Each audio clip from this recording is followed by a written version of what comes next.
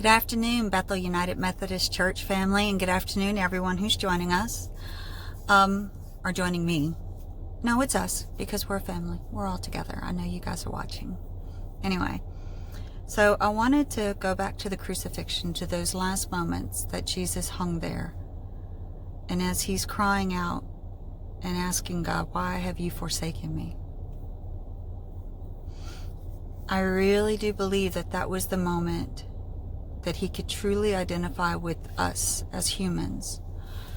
And you have to excuse the fact that I'm doing a different angle because the windshield is hot. So I'm trying not to let my phone explode. But he sits there and he asks God, why have you forsaken me? And I don't think it's that God had forsaken him. I think he was experiencing what the rest of us experience sometimes. And that's when God is silent. I know I went through that period before I was asked to start pastoring. I went through that period, and it seemed like it was forever.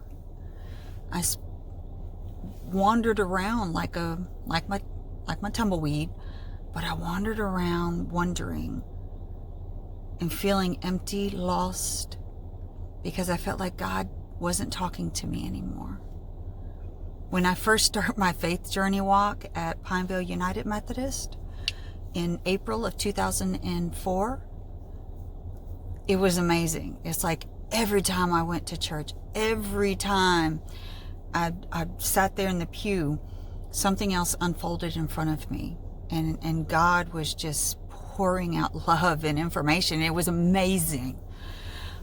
And then whenever I was like, okay, I'm ready to take the next step, and I started going to classes, started taking part in it more, started actually being an actual functioning member of the body of Christ.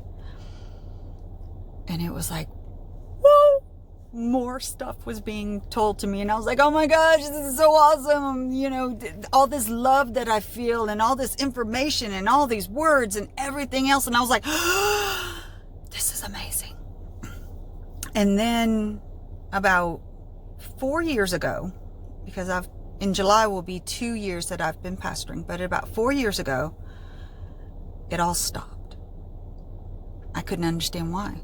I mean, every now and then I would catch a glimpse, but it all stopped.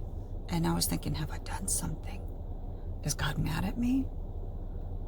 Have I sinned more than usual? Because we're all sinners.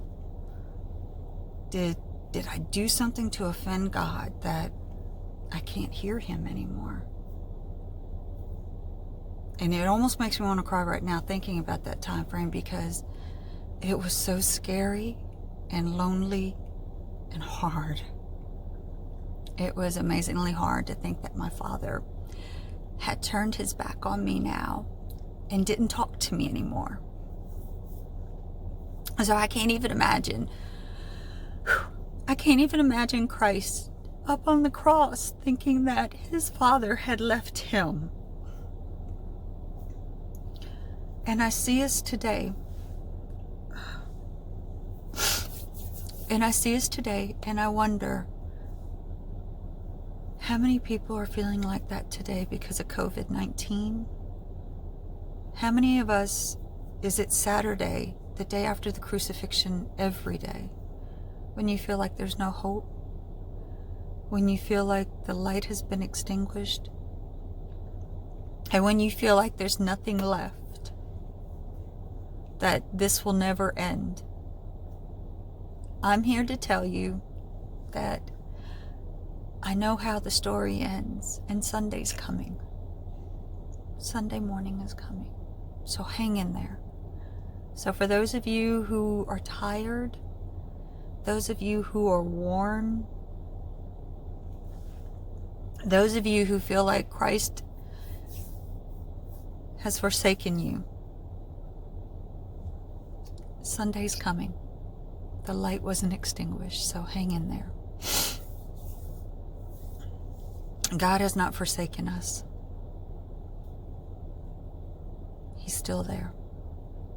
And our Father will talk to us and tell us. But sometimes these moments of darkness are needed. Do you know there are some flowers that only bloom at night? If that is an amazing testimony to God's power, I don't know what is. So, little unusual devotional today, I know. But hang in there. Sunday's coming. Bye.